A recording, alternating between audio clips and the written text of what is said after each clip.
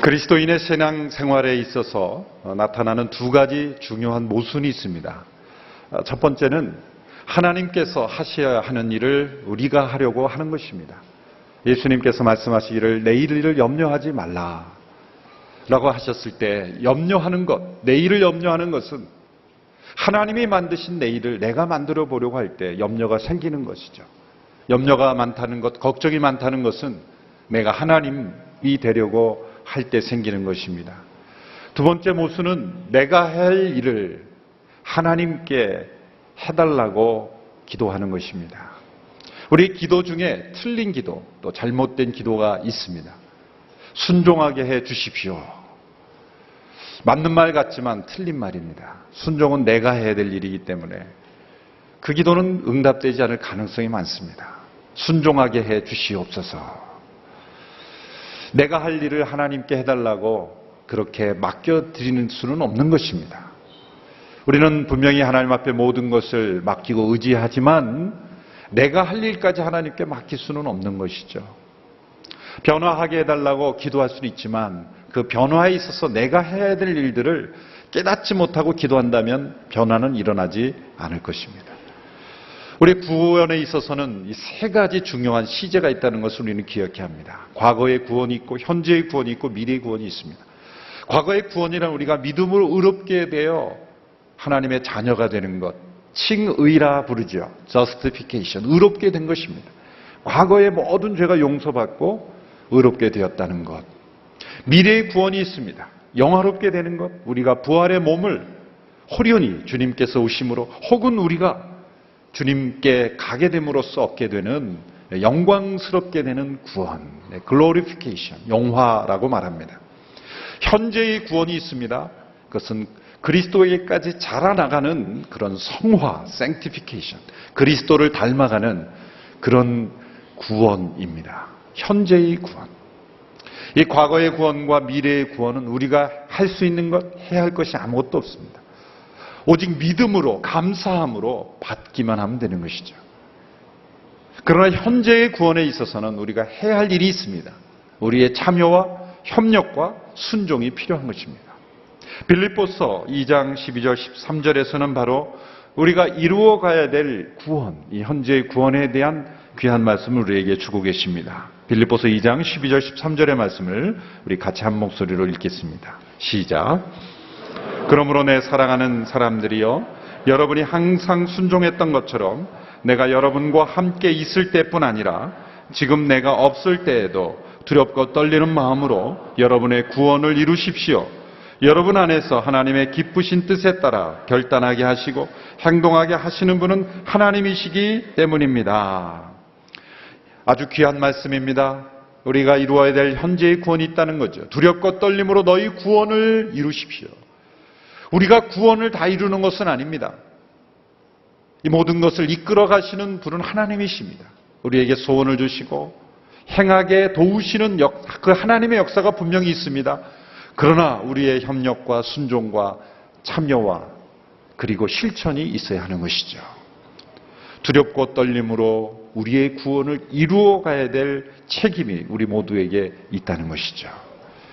바로 에베소서 이제 4장에서 6장까지는 우리가 이제 믿음으로 얻은 구원, 그리고 장차 영화롭게 될 구원을 받은 우리들이 현재 이루어가야 될 구원을 어떻게 이루어갈 것인가?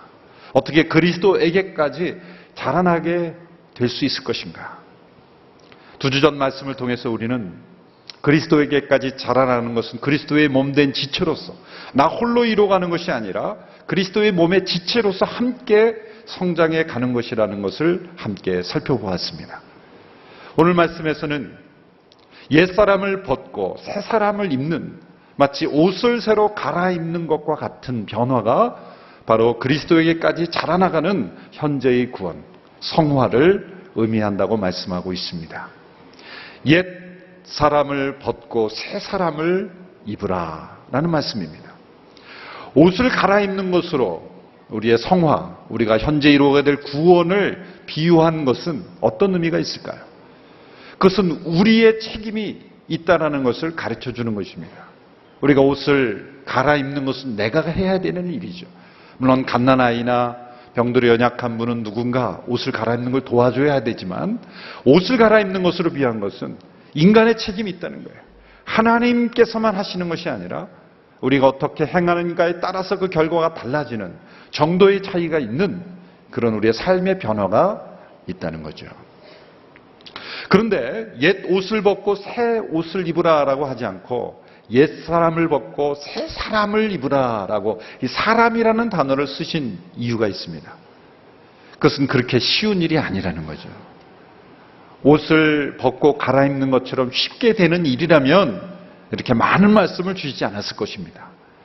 사람이라, 옛사람, 새사람이라고 하신 이유는 무엇입니까? 죄란 그저 행동 몇 개에 걸쳐 있는 문제가 아니라는 거죠. 우리에게 있는 죄는 우리의 깊은 마음 속에 의식의 세계뿐만 아니라 무의식의 세계까지 그리고 우리의 DNA까지 뼛속 깊이 숨어 있는 거예요.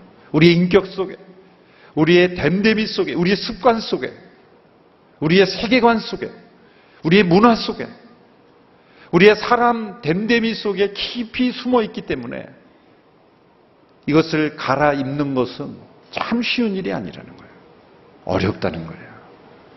성령의 도우심을 깊이 의지하고 정말 피 흘리기까지 싸우는 그러한 결단과 실천이 있지 않는 한 옛사람을 벗고 새사람을 입는 것이 그렇게 쉽게 되는 일이 아니라는 것을 우리에게 가르쳐주기 위해서 옛사람 그리고 새사람이라고 비유한 것입니다. 오늘 본문 17절에서 19절까지의 말씀에 보면 옛사람에 침투되어 있는 죄의 깊은 영향력에 대해서 아주 상세하게 분석하고 있습니다. 17절에서 19절의 말씀을 우리 같이 함께 읽겠습니다. 시작. 그러므로 내가 주 안에서 이것을 당부합니다. 여러분은 이방 사람들이 마음에 허망한 것으로 사는 것 같이 더 이상 그렇게 살지 마십시오. 그들은 지각이 어두워져 있고 무지함과 완악함이 그들 속에 있어 하나님의 생명에서 떠나 있습니다. 그들은 감각 없는 사람들이 돼 자신을 방탕에 내준 채 정욕으로 갖가지 더러운 일을 행했습니다. 우리가 벗어야 될 옛사람의 문제는 겉으로 나타나는 더러운 행실의 문제만은 아니라는 거지요. 정욕으로 갖가지 더러운 일을 행하는 것 그 이면에 깊은 문제들을 여기에 다루고 있습니다. 그것은 마음의 허망함으로부터 시작합니다. 마음의 허망함. 마음이 텅 빈 것 같은 공허함. 여러분 그런 경험 해보셨습니까? 왠지 마음이 텅 비어있는 듯한 단지 중년의 위기가 아니라 내 마음속 깊이 무엇인가 허전함, 비어있는 듯한 공허함을 느껴본 적이 있으십니까? 바로 그것이 죄의 결과입니다. 전도서의 고백을 기억하실 겁니다. 헛되고 헛되니 모든 것이 다 헛되었다. 이 고백은 삶의 낭망한 사람의 고백이 아닙니다. 성공한 사람의 고백입니다. 지혜자의 고백입니다. 사업을 성공한 사람의 고백입니다. 수많은 지식과 지혜를 자랑했던 그런 지혜로운 사람의 고백입니다. 그는 사업을 해보기도 해 성공해보기도 했습니다. 자신의 마음이 원하는 것을 무엇이든지 다 해보았던 쾌락을 추구했던 사람의 고백입니다. 어떤 지식으로도 재물으로도 쾌락으로도 채워지지 않는 공허함이 있다는 거예요. 이 세상에 모든 지식을 머릿속에 넣으면 공허함이 사라질까요? 이 세상의 모든 재물을 나의 주머니 속에 넣으면 공허함이 채워질까요? 모든 욕정을 다 채워보면 그 공허함이 채워질까요? 채워지지 않는다는 고백이죠. 헛되고 헛되니 모든 것이 다 헛되다. 그는 마음의 그 공허함을 채울 수가 없었다는 거예요. 사람들은 그 공허함을 채우기 위해서 우상을 만들어냅니다. 세상의 신을 만듭니다. 자기 자신을 신을 만들기도 합니다. 그래서 무지함에 빠지는 거예요. 이 공허한 마음을 하나님의 생명으로 채워져야 될, 하나님으로 채워져야 될 공허함을 세상의 헛된 신이나 재물이나 그리고 정욕이나 세상의 재물로 채우려고 했을 때 사람은 무지함에 빠지는 거예요. 그 두 번째 단계가 그들의 지각이 어두워져서 무지하게 되었다는 것이다 라는 것을 말씀하고 있습니다. 이 마음의 허감함이 마음의 무지함으로, 영적인 무지함으로 또 발전되어 가는 것을 보여주고 있습니다. 로마서 1장에서도 사실 동일한 에베소서에 나타난 논리대로 거의 병행이라고 말씀할 정도로 같은 맥락의 말씀을 하고 있죠. 로마서 1장 21절, 22절의 말씀을 보십시오. 우리 같이 한번 읽어볼까요? 시작. 그들은 하나님을 알면서도 하나님을 영화롭게도 하지도 않고 감사하지도 않았습니다. 오히려 그들의 생각이 허망해졌고 그들의 어리석은 마음은 어두워졌습니다. 그들은 스스로 지혜롭다고 하지만 미련하게 되었다라고 말하고 있습니다. 그들의 생각이 허망해졌습니다. 그 허망한 마음의 허망함을 다른 무엇으로 채우려고 할 때 어리석어지고 그리고 무지하게 되고 어둠 속에 빠지게 되었다는 거죠. 요즘 스마트 기계가 많이 발달하면서 스마트 시대가 되었는데 사람들은 더 미련해지는 것 같아요. 뭐든지 검색하면 다 나오는 거예요. 그래서 필요하면 생각을 안 하고 다 검색해요. 그래서 그런 말을 들었어요. 요즘은 이 사색 대신 검색이 지배하는 시대가 되었다. 사색을 잃어버리고 다 검색을 의존하게 되는 거예요. 지식은 많고 정보는 많아졌지만 지혜는 점점 어려워지고 생각과 묵상은 점점 없어지고 검색만 남은 그런 시대가 되어버렸다는 거죠.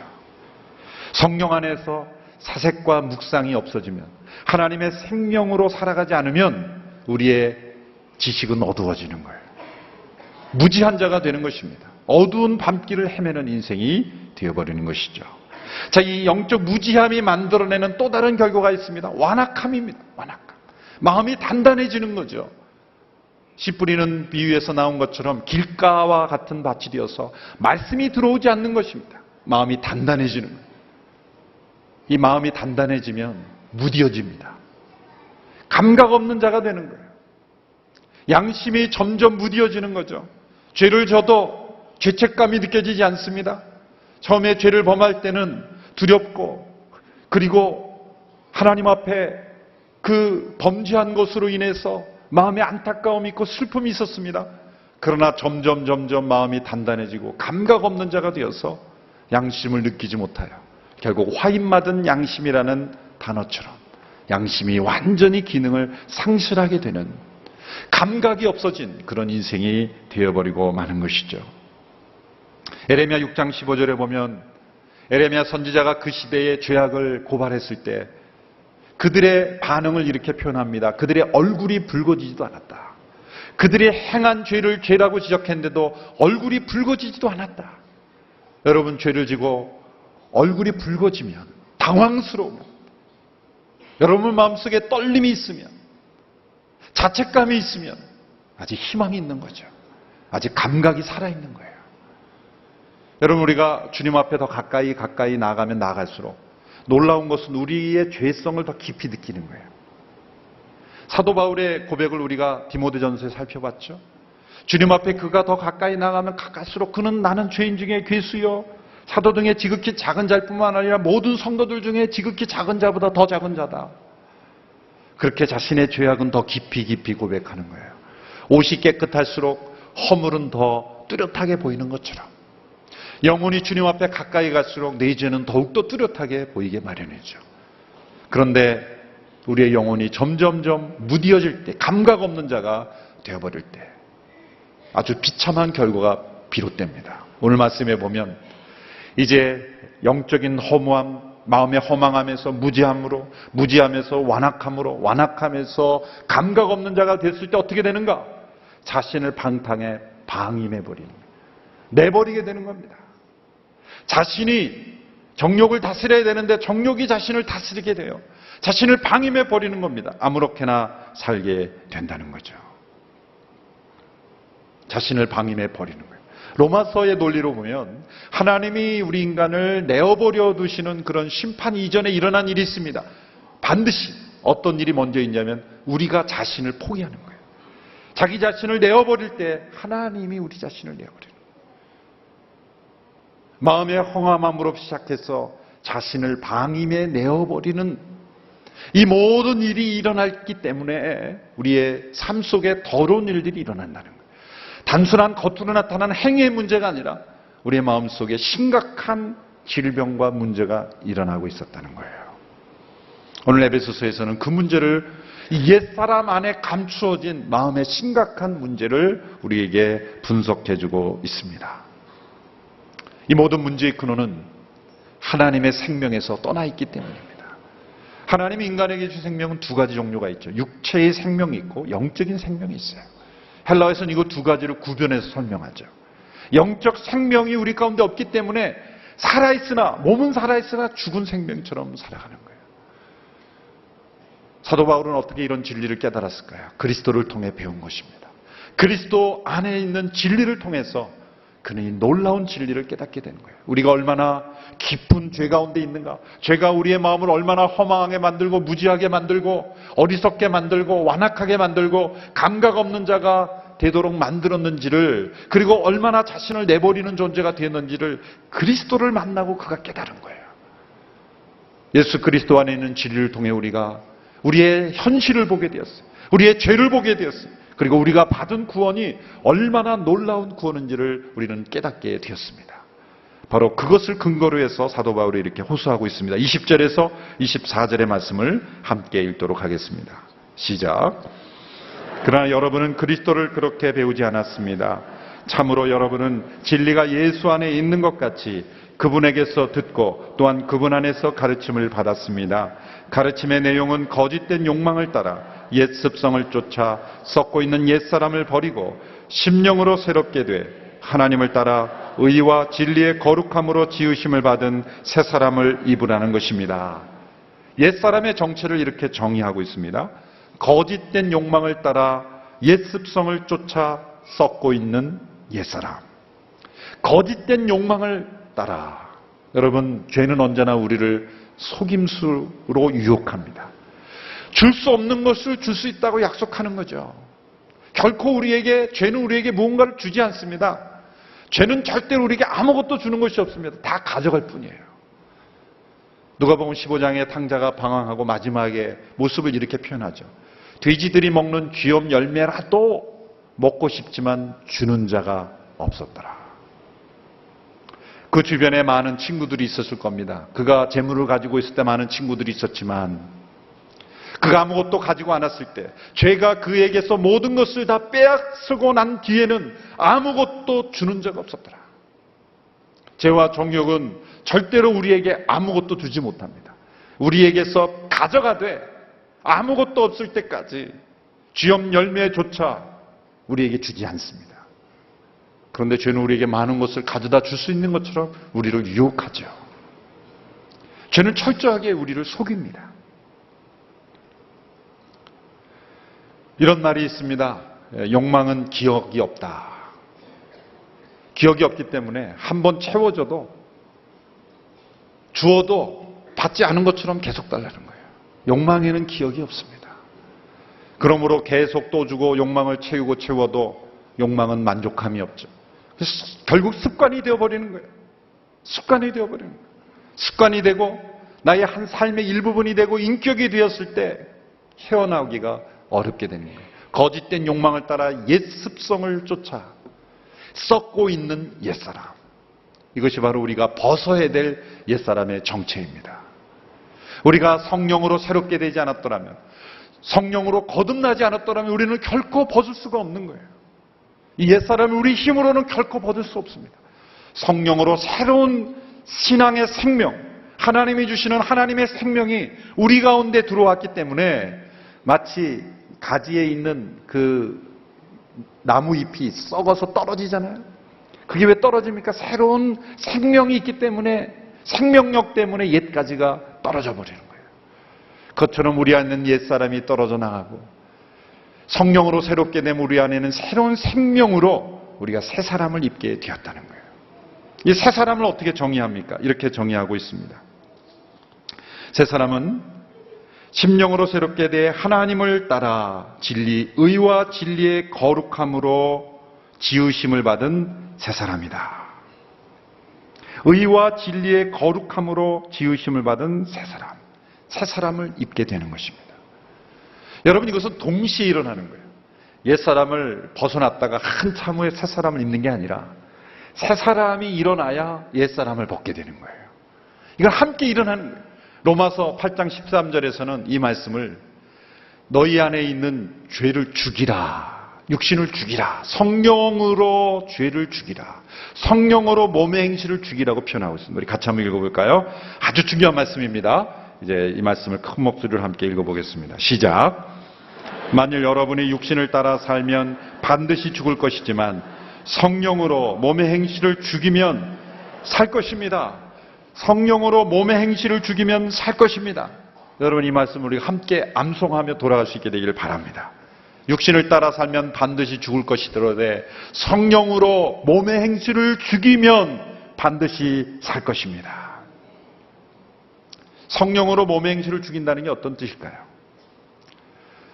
그 존 오웬이라는 청교도, 이분이 옥스퍼드 대학의 부총장이셨는데 그 당시에 옥스퍼드 대학 학생이 13세에서 한 17세 됐다 그래요. 오늘날로 말하자면 청소년들이었다는 거죠. 그 학생들에게 연속으로 설교한 그 설교를 모은 책이 이 죄를 어떻게 죽이는 거예요. 오늘날 청소년들이 그런 설교를 하면 아마 다 거부하고 자고 난리가 날 것 같아요. 참 경건했던 시대였던 것 같아요. 그 책에 보면 이 죄를 죽인다는 것, 죄의 존재 자체를 없앨 수 있는 것은 아닙니다, 우리가. 그러나 죄를 향하는 그 성향, 우리 육신 속에 있는 죄를 짓는 그 성향은 얼마든지 죽일 수 있다는 거예요. 우리 안에 하나님의 생명이 있기 때문에. 이 죄를 어떻게, 죄의 성향을 죽이는가? 굶겨 죽이는 거예요. 영양을 공급하지 말라는 거예요.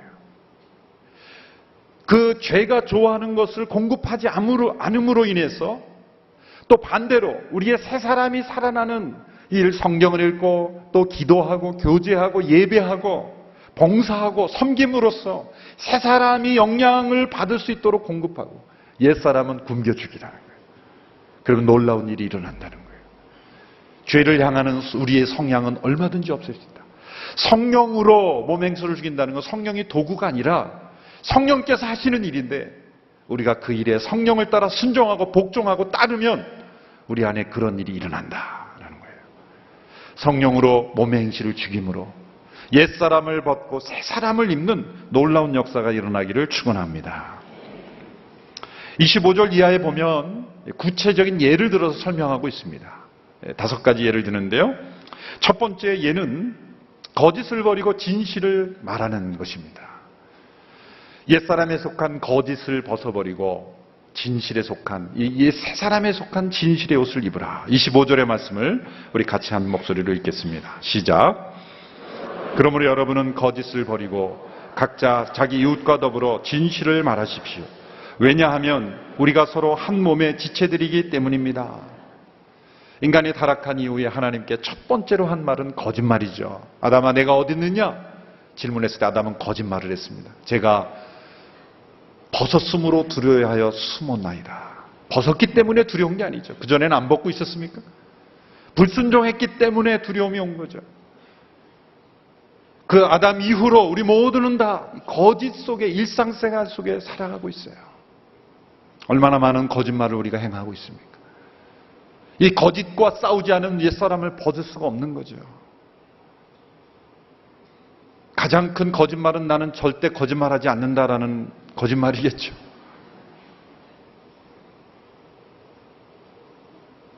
이런 말이 있습니다. 진실을 말하면 아무것도 기억할 필요가 없다는 거예요. 마크 트웨인이라는 분이 한 말이죠. 그런데 거짓말을 하면 다 기억을 해야 돼요.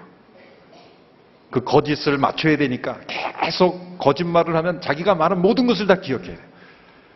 근데 아브라함 링컨이 또 그런 말을 했더라고요. 성공적인 거짓말장이가 될 만큼 충분한 기억력을 가진 사람은 아무도 없다. 언젠가는 자신의 거짓말이 탄로난다는 거죠. 여기서 한 거짓말과 여기서 한 거짓말이 다 들어맞게 거짓말할 수 있는 능력을 가진 사람은 아무도 없다는 거예요. 진실을 말하면 자기가 말한 걸 다 잊어버려도 된다는 거예요.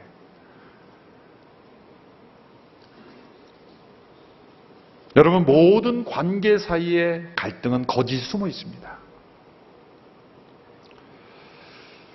미국 사람이 한 말인데요. 그 미국 사람들 가운데 가장 거짓을 많이 말하는 관계는 부부 사이라 그래요. 우리나라는 어떤지 모르겠어요. 가장 쉽게, 가장 많은 거짓말을 한다는 거예요. 관계가 깨질까봐 두렵기 때문에. 어느 자료에 보니까 우리나라 아마 시어머니와 며느리가 아니냐 그런 얘기가 있더라고요. 며느리가 시어머니에게 하는 거짓말 1위를 봤더니 놀랍습니다. 어머니 벌써 가세요? 며칠 더 계세요? 1위예요, 1위. 시어머니가 며느리에게 한 거짓말 1위를 보니까 얘야 나는 너를 딸로 생각한단다. 물론 진심으로 말하는 분도 있겠죠. 우리의 일상생활 속에 이 거짓을 벗어나지 않으면 우리 새 사람을 입는 역사는 일어나지 않습니다.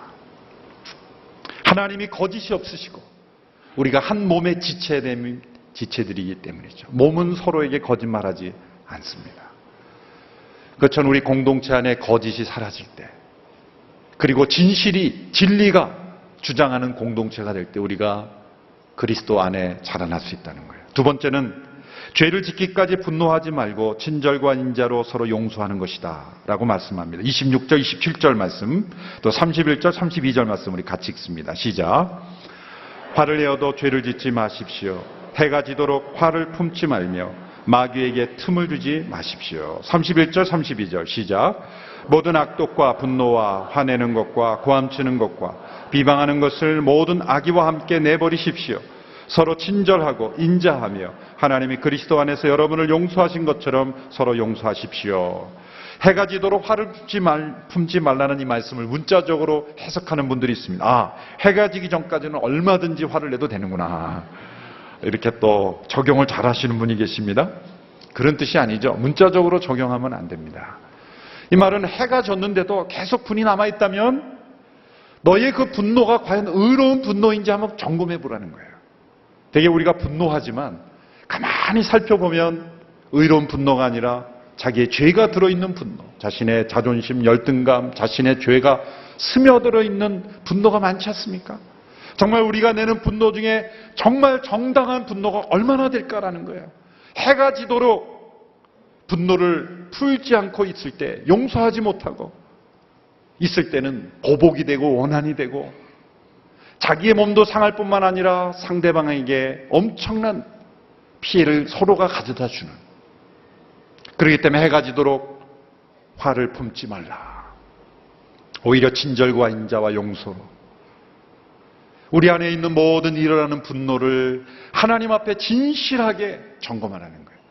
그러니까 분노는 사실 거짓된 감정일 수 있습니다. 내 안에 있는 분노가 정말 의롭고 진실한 분노가 아닌 하나님의 그런 의로운 분노가 아닐 때는 그건 거짓된 분노죠. 내지 않아도 되는 화를 내고 있는 것입니다. 거짓된 분노는 내어버리라. 또 세 번째는 도둑질하지 말고 수고에 땀을 흘려 선한 일을 하라고 말씀하고 있습니다. 이것은 도둑질은 뭡니까? 거짓의 연장이죠.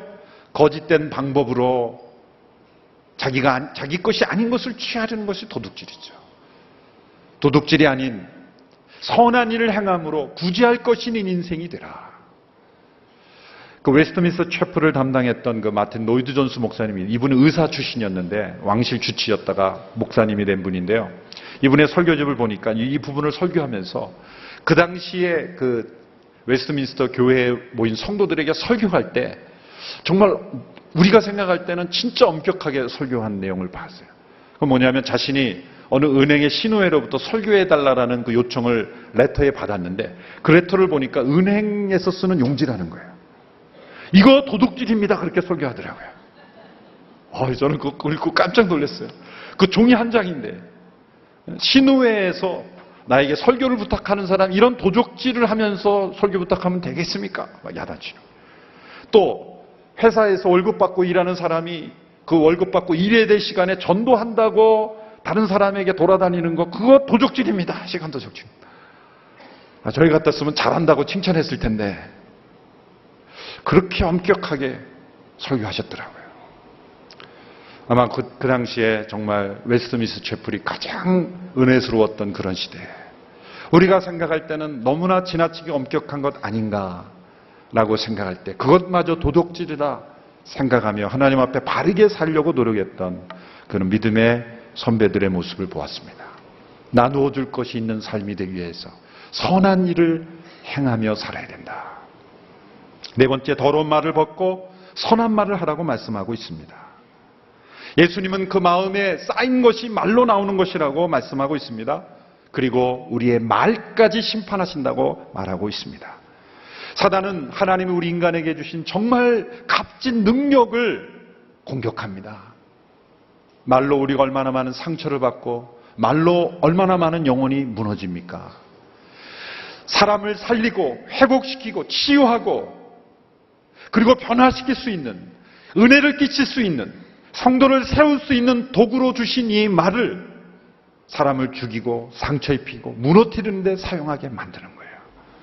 더러운 말이란 단지 듣기 싫은 말, 그리고 어떤 응답해설, 그리고 어떤 그런 말만을 의미하는 것이 아닙니다.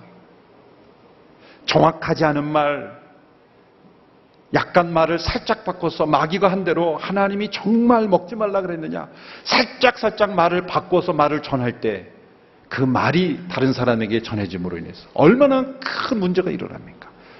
제가 미국에서 목회할 때 제가 한번 병원에 갔다가 운전하다가 서툴러서 뒤에 이렇게 살짝 차가 이렇게 부딪혔어. 혼자 부딪혔어. 그랬던 적이 있는데 소문이 어떻게 됐냐면 중환자실에 입원한 거로 돼 있어요.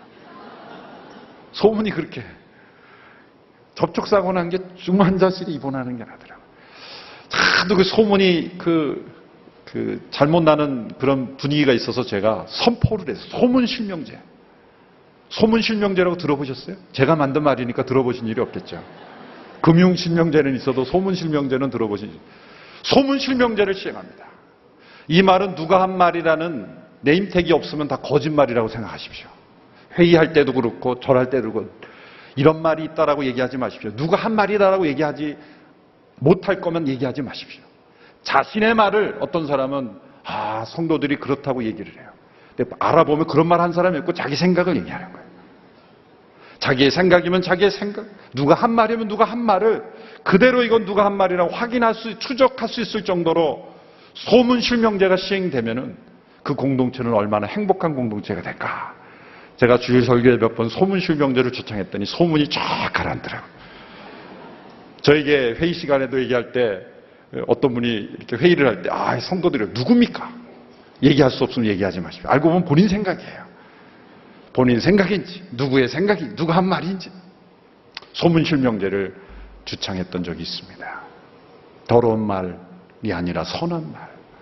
제가 2008년도에 한국에 돌아왔을 때 그때 오카노 목사님 찾아뵙고 인사할 때 식사를 사주시면서 목회적인 조언을 많이 해주시는 가운데 그때 목사님이 참 힘드셨던 얘기를 해주시는 거예요. 그게 뭐냐면 전에 들은 말이 정확하지 않아서 얼마나 힘들었는지 목사님이 스트레스를 너무 받는 거예요. 그래서 결심하셨다는 거예요. 직접 본인이 체험한 것 아니면 직접 들은 것 아니면 다 거짓말로 여기겠다.